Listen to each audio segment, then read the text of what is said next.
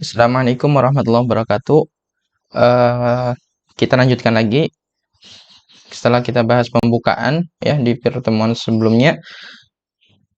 Sekarang kita langsung aja kita ambil langsung contoh project ya. Kalau di Axamedia itu kita biasanya satu standar untuk banyak project, termasuk project-project yang berupa landing page seperti ini. Jadi standarnya seperti apa? Kalau teman-teman udah pernah join project dengan kita gitu ya, mungkin udah agak paham ya, udah agak familiar. Kalau masih belum ya, mari kita berkenalan dulu dengan struktur project. Di sini saya akan pakai contoh ya, kita masuk ke desain Figma tadi langsung kita masih lihat dulu project kita sebelumnya. Jadi ini contohnya adalah edubrand.id. Ini tool yang kita pakai adalah atau framework yang kita pakai adalah Nest.js. Maksud saya di backend ya Nest.js, sedangkan di front end Next.js. Ini saya sering kebalik ya, karena bedanya cuma satu huruf, S sama X ya. Nest.js sama Next.js, ini dua hal yang sangat berbeda ya. Meskipun Next.js juga bisa akses database secara langsung, jalan di server. Cuman menurut saya itu nggak terlalu natural sih. Jadi ya Nest.js masih worth it, apalagi kalau aplikasinya atau API-nya diakses oleh Android dan sebagainya. Oke, kita lihat di sini contohnya adalah edubrand.id. Ini menggunakan Next.js sebagai front end dan menggunakan Tailwind CSS. Nah, ini teman-teman bisa lihat di sini juga ada apa namanya? Animasi-animasi ya. Nah, kayak ini ada animasi-animasi. Dan ini sangat simple sih. Kayak cuman satu page. Sebenarnya ada dua atau tiga page ya. Cuman intinya cuman ini doang sih. Cuman satu page aja. Page yang lain cuman ada di sini, read more ini. Read more article. Nah, ini read more article. Oke. Gimana strukturnya? Kita langsung masuk ke source code. Pertama-tama yang perlu teman-teman perhatikan di sini kita pakai Sline dan pakai beberapa standar ya di sini. Jadi teman-teman perlu install dulu nanti eh, yang dinamakan dengan Sline ya. Jadi Sline itu perlu teman-teman install kalau menggunakan Visual Studio Code. Jadi kalau ada error-error dari lintingnya, teman-teman bisa langsung dapat feedback ya. Terus yang kedua kita pakai TypeScript. Jadi TypeScript adalah hal yang wajib di sini. Termasuk di backend-nya juga kita pakai TypeScript, di front-end-nya juga pakai TypeScript, sehingga kalau teman-teman misal ada project join dengan kita, terus handle dua-duanya front-end dan back-end, switch-nya enak. Seperti itu.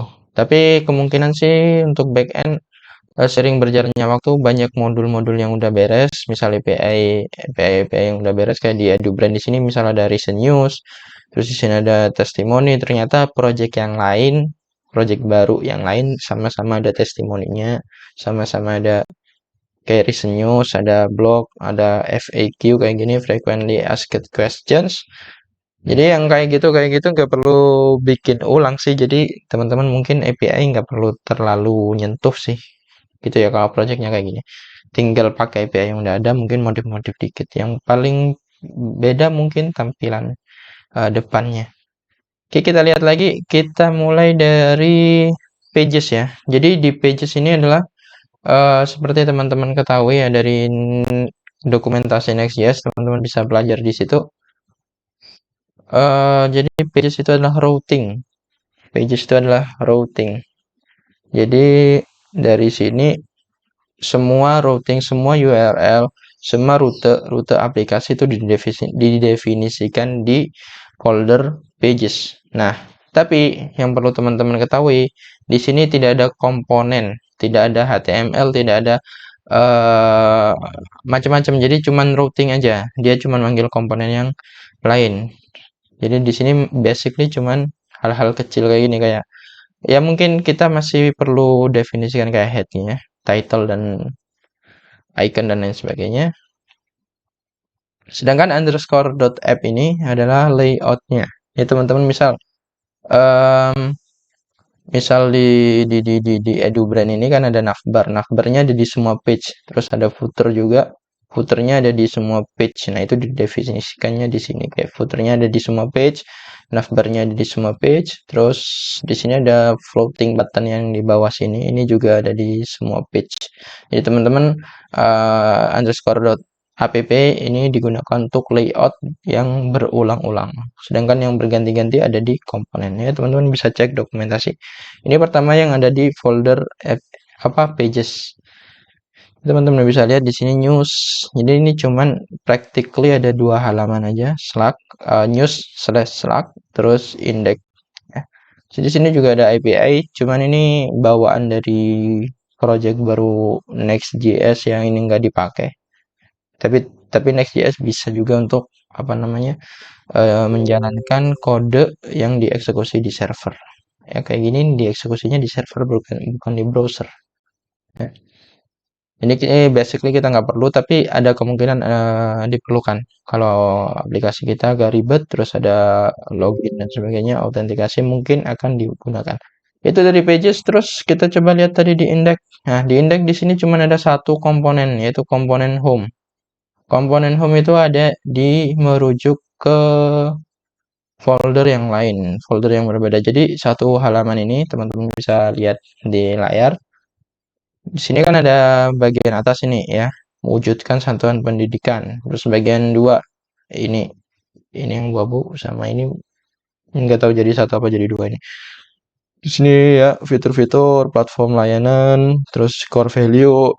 Ya semua ini nggak ada di folder page. Bisa aja kita tambah di folder page, cuman di Aksamedia kita nggak ya. Jadi kita lebih convenient, uh, lebih ini lebih percaya diri kalau di pick cuman untuk routing aja ya, jadi cuman untuk routing aja. Jadi teman-teman bisa lihat juga di news di sini intinya juga cuman hampir sama ya. Jadi head kayak meta property ya, terus title, terus ini icon. Sebenarnya icon ini cukup satu aja sih, cuman nggak tahu ini kok diulang. Terus nah ini di apa namanya komponen yang umum komponen yang inti gitu. Yang inti itu ada di file yang berbeda. Sedangkan yang ada di routing ini cuman hal-hal yang berkaitan dengan head dan ngambil data kalau itu SSR. Jadi seperti ini kita manggil datanya di dalam folder pages. Sedangkan untuk presentasi komponennya ada di folder yang berbeda.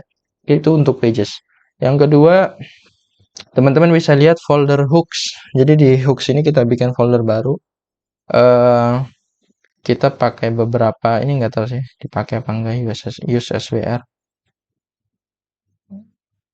Oh ya dipakai ya use SWR. Jadi teman-teman bisa pakai hooks untuk hook-hook tertentu kayak misal pakai GQL mau atau mungkin pakai Axios ya. Jadi hook-hook yang umum teman-teman bisa bikin folder khusus begini kira-kira seperti ini. Ini SWR ini untuk semacam React query gitu ya. Mirip dengan React query SWR. Ya teman-teman, kita pakai SWR ini lebih ke halaman admin sih. Kalau di Next.js karena kebanyakan datanya diambil SSR di server side ya, server side rendering, jadi SWR nggak terlalu dipakai. Cuman kadang-kadang dipakai juga untuk data-data yang nggak terlalu urgent untuk di scrap sama bot. Oke. Next, jadi kalau ada hooks logic tertentu tentang aplikasi dan itu hooknya umum, taruh aja di folder paling luar hooks. Ini bikin sendiri foldernya, bukan folder bawaan. Itu juga untuk komponen. Nah di komponen ini yang paling penting ya, ada 3. Harusnya cuma ada 3 sih. Jadi ada common, terus ada containers, terus ada mixins. Common itu untuk komponen-komponen paling kecil. Jadi misalkan ada button ada input ya kan, komponen-komponen yang kecil itu kita taruh di common. Kita coba cek isinya di common apa aja. Di sini kayak ada logo, terus ada navbar. Navbar sih sebenarnya harusnya di mixin ya, tapi nggak apa-apa lah. Jadi common itu bisa isinya komponen-komponen yang paling kecil. Jadi kayak logo di sini kita pakai kita taruh di dalam komponen common, terus juga navbar, navbar yang paling atas tadi kita taruh di common. Terus di sini ada section base.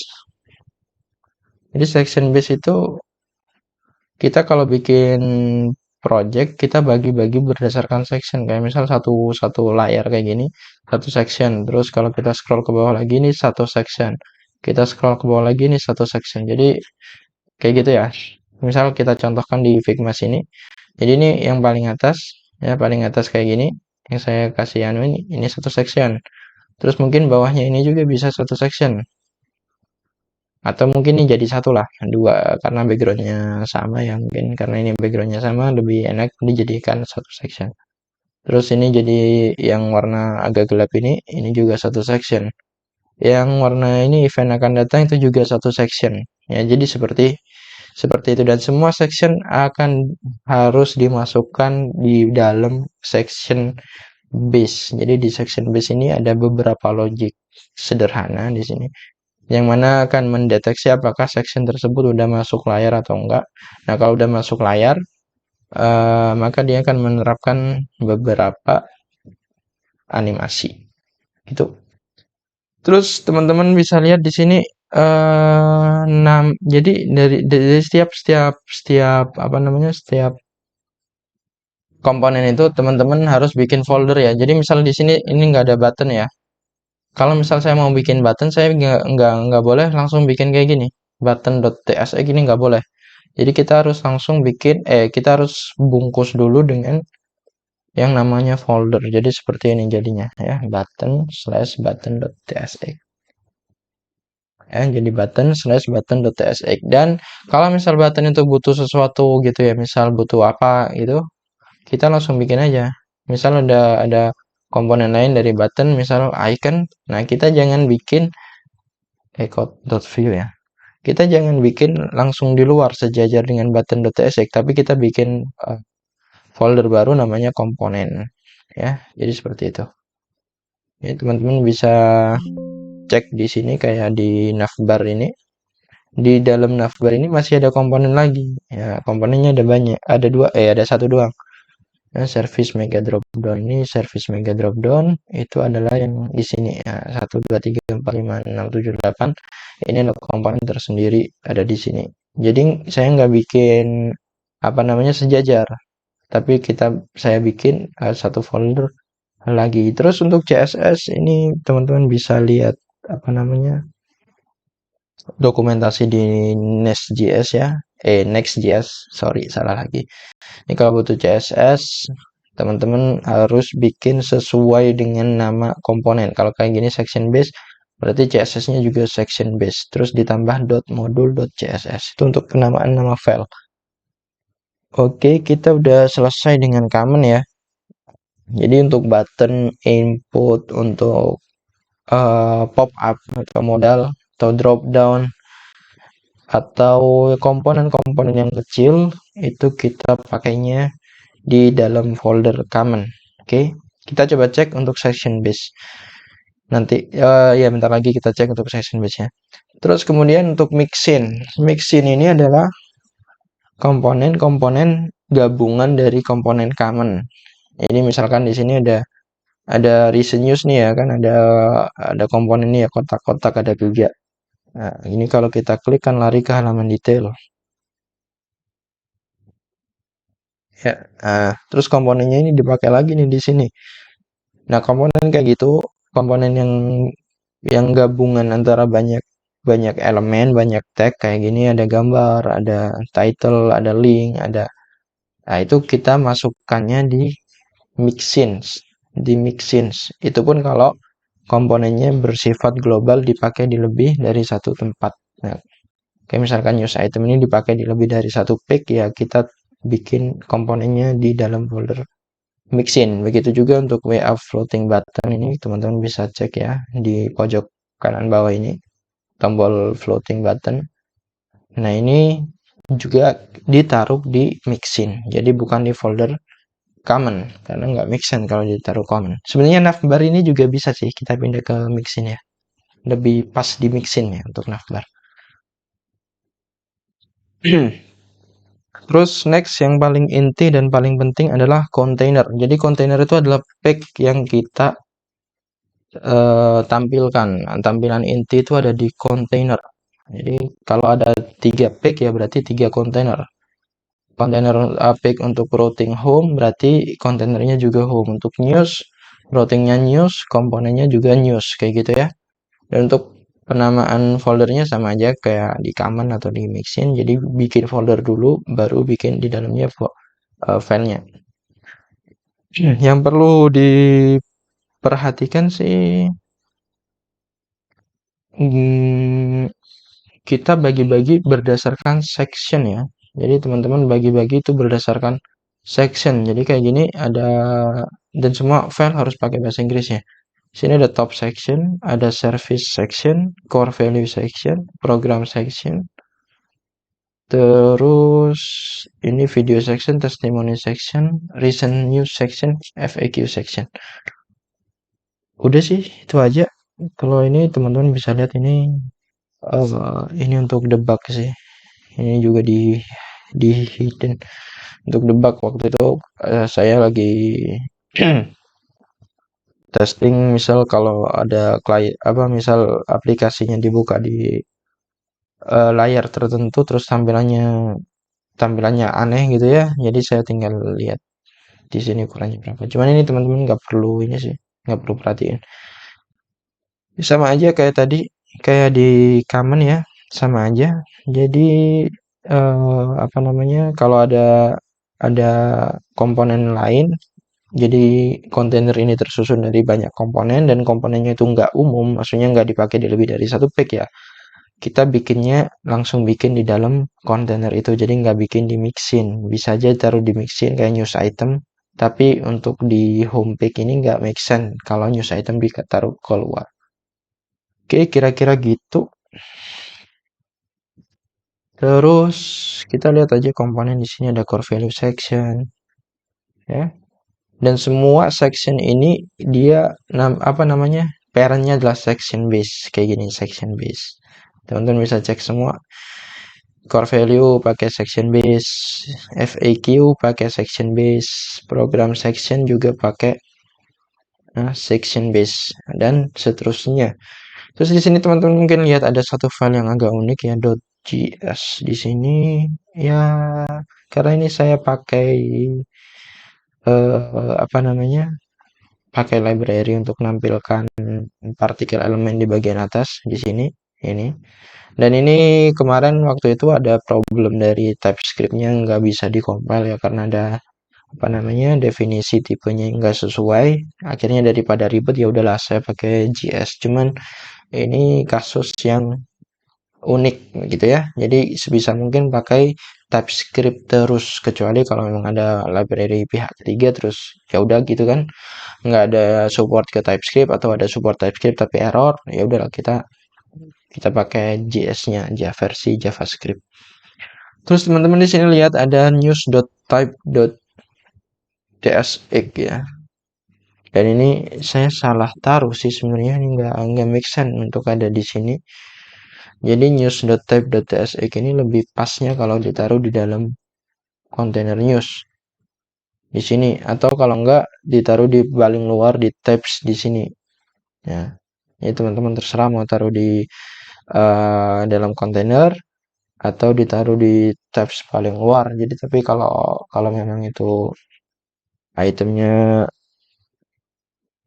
dipakai berkali-kali ya mungkin bisa ditaruh di dalam kontainer atau ditaruh di dalam luar types. Tapi kalau itu tipenya cuman dipakai secara lokal, ditaruh aja di folder di mana tipe itu dipakai. Di sini saya taruh di sini aja lah, di mixin lah ya. Kita pindah ya. Oke, di sini enaknya pakai TypeScript, dia langsung langsung ini sih, langsung diedit ya sama sama sama Visual Studio Code-nya langsung langsung dibenerin ya lokasi yang baru. Jadi sekarang eh, news.type.tsx ada di folder news item.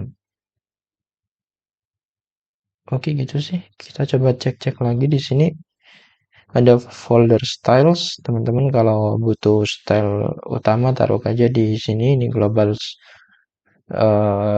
.css. Kalau nggak salah ini juga sesuai dari ini ya, dari Next.js-nya ya. Bisa cek aja. Terus udah sih. Jadi mungkin kalau teman-teman bikin project baru, yang paling pasti ngopi ya. Jadi duplikat dari project ini atau nanti mungkin ada project lain yang bisa kita duplikat. Intinya nggak bikin dari nol. Minimal minimal itu section base-nya jadi satu. Section base-nya itu minimal ngopi dari sini. Dan juga yang perlu di copy juga adalah eh, Aslin ya. Aslin ini yang paling wajib untuk disesuaikan atau distandarkan di berbagai macam project. Oke, itu aja sih. Itu aja. Kalau nanti ada hal-hal yang perlu ditanyakan lagi, bisa silakan komentar aja. Mungkin insya Allah dari mulai di pertemuan berikutnya kita akan coba create new project. Terus mungkin kita akan praktek ya. Praktek untuk slicing. Ya mungkin bisa diistilahkan slicing yang ada di Figma ini ke Next.js. Oke, sampai sini dulu. Wassalamualaikum warahmatullahi wabarakatuh.